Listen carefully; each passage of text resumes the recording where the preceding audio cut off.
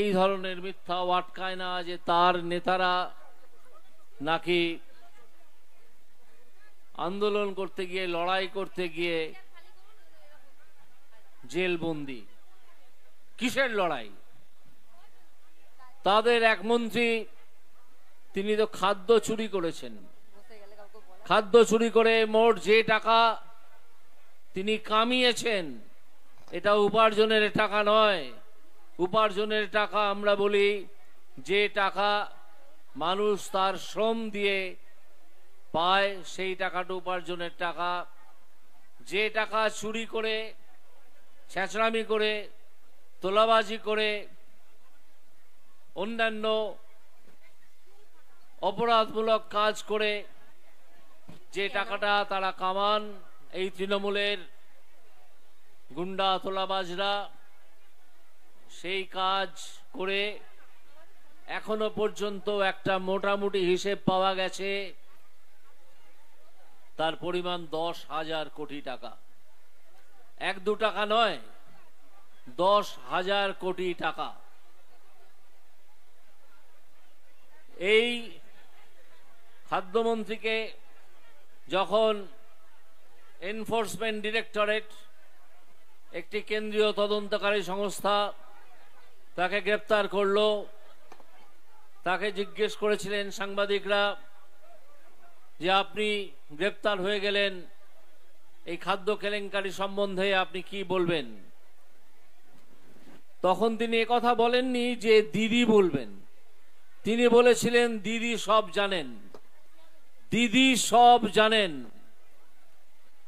অর্থাৎ যে টাকা তিনি এই খাদ্যবস্তু অর্থাৎ চাল, গম, আটা, চিনি এগুলো মানুষের ঘরে এসে পৌঁছানোর কথা ছিল, যেগুলো তিনি অন্যত্র ষড়যন্ত্র করে বিক্রি করে দিয়েছেন, তিনি বলছেন যে দিদি সব জানেন।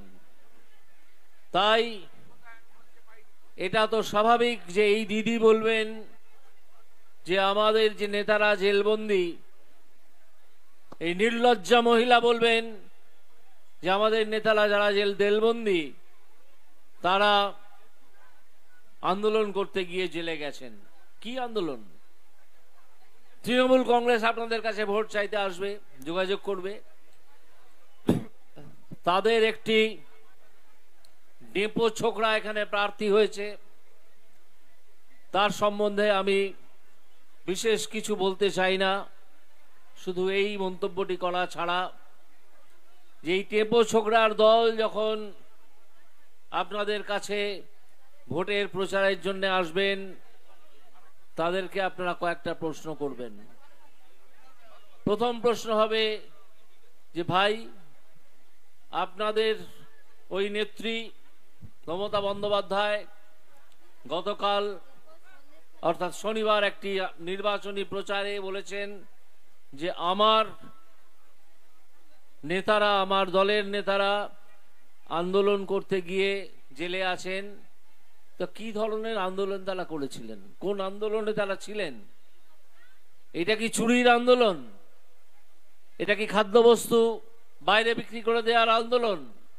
এটা কি চাকরি বিক্রি করে দেওয়ার আন্দোলন? আপনারা জেনে রাখুন, এই সব চাকরি বিক্রি করে দেওয়ার জন্য, পুরসভার চাকরি বিক্রি করে দেওয়ার জন্য অযোগ্য প্রার্থীদের কাছে লাখ লাখ টাকার বিনিময়ে তারা প্রচুর ধন উপার্জন করেছেন, প্রচুর টাকা তারা কামিয়েছেন। এই প্রশ্ন তাদেরকে করবেন যে আমাদের বাড়ির ছেলেগুলোর চাকরি কোথায় গেল? আমাদের বাড়িতে যে খাদ্যবস্তু আসার কথা ছিল, চাল, গম, চিনি, আটা, সেগুলো কোথায় গেল? তার উত্তর দাও। সেই উত্তর দিতে এই তৃণমূল কংগ্রেসের যে দালালরা ভোট চাইতে আসবে তাদেরকে জিজ্ঞাসা করবেন। এর মধ্যে আমরা বুঝতে পেরেছি যে বিজেপি অন্ততপক্ষে 25টা আসন পশ্চিমবঙ্গে এই 42টা আসনের মধ্যে 25টা আসন পেতে চলেছে। এবং এই খবর শুধু আমরা নয়, রাজ্যের গোয়েন্দা দপ্তর নিঃসন্দেহে এবং নিশ্চয়ই সে খবর এই নির্লজ্জা নেত্রী মমতা বন্দ্যোপাধ্যায়কে পৌঁছে দিয়েছেন। এবং আমি আবার বলছি, আমাদের কাছে যতটুকু খবর এসে পৌঁছেছে সেটা হচ্ছে এই মমতা বন্দ্যোপাধ্যায় পদত্যাগের তোড়জোড় করছেন। কারণ এই চুরির মক্ষী রানীর পক্ষে আর সম্ভব নয় এই রাজ্য চালানো। তিনি একজন চুরির রানী হিসেবে পরিচিত হয়ে গেছেন। তাকে এখন মুখ্যমন্ত্রী বদল করতেই হবে এবং সেই জায়গায় তিনি একজন চুরির রাজাকে বসিয়ে যাবেন, যিনি তার নিকট আত্মীয়। এই পরিকল্পনা করে তিনি বুঝে গেছেন যে আমি এবার চুরি করে চলে গেছি হিমালয়, আমার আত্মীয়কে বসিয়ে গেছি, বাকি চুরি চামার এটুকু সে করবে। আপনারা সন্দেশখালীর ঘটনা জানেন। এখানে শুভেন্দু বাবু উপস্থিত হয়েছেন। আমি আমার বক্তব্য দীর্ঘায়িত করব না।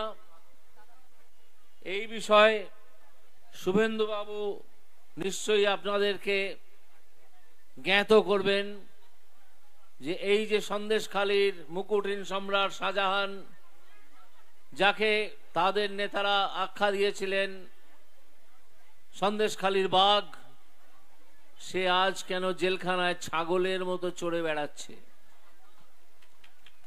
বাঘ যখন ছাগলের মতো চড়ে বেড়ায় তখন বুঝতে হয় যে একটা গন্ডগোল কিছু আছে, না হলে বাঘ ছাগলে পরিবর্তন হয় না। বাঘ ছাগলে এই যে পরিণত হয়েছে, এনফোর্সমেন্ট ডিরেক্টরের হাতে চলে যাওয়ার পরে রাজ্যের পুলিশ তাকে আড়াল করে 58 দিনের বেশি রেখে দিয়েছিল, কিন্তু শেষকালে হাইকোর্টের চাপে তার পারেনি, তাকে গ্রেপ্তার করতেই হয়েছিল। তারপর সে ইডির জিম্মায় চলে যায়। এখন সে রোজ হাহুতাশ এবং কান্নাকাটি করে। তার পাশে তার নেতৃত্ব আর নেই। তিনি পঞ্চায়েতের একটা কর্মাধ্যক্ষ ছিলেন, সেই পদ থেকে তার দল তাকে সরিয়ে দিয়ে নিজেদের মুখ বাঁচাতে চাইছে বা পিঠ বাঁচাতে চাইছে। এই শাহজাহান কিভাবে মহিলাদের শ্লীলতাহানি করেছে অন্তত 10 বছর ধরে, কিভাবে মহিলাদের অপমান করেছে, কিভাবে ধর্ষণ করেছে, কিভাবে মানুষের জমি কেড়ে নিয়ে সেখানে নোনা জল ঢুকিয়ে সেই জমিটি নষ্ট করে ভেড়ি তৈরি করেছে, তার কিছু কিছু খবর এবং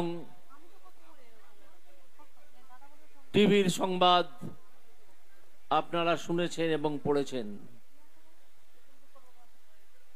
এই দুর্বৃত্তদের আপনারা পাহারা দেবেন যাতে কেউ একটা ভোটও জাল ভোট দিতে না পারে বা একটা ভোটও অন্যভাবে ফলস ভোট দিতে না পারে মৃত মানুষের নামে বা অনুপস্থিত মানুষের নামে। এবং প্রচার করবেন যে এই মমতাকে একটি ভোটও নয়। আমি আমার বক্তব্য আর দীর্ঘায়িত করব না। আমি আপনাদের সকলের কাছে আবার প্রণাম জানিয়ে আবার একটি কথা, অর্থাৎ ইসকি বার 400 পারের স্লোগান তুলে বলতে চাইব যে আপনারা এমন ব্যবস্থা করবেন, যারাই যেখানে থাকুন, যে দায়িত্বেই থাকুন, যাতে একটা জাল ভোটও এই নির্লজ্জ নেত্রীর দল আসন্ন লোকসভা ভোটে দিতে না পারে। আমার প্রণাম জানুন। এই বলে আমি আমার বক্তব্য শেষ করছি। বন্দে মাতরম।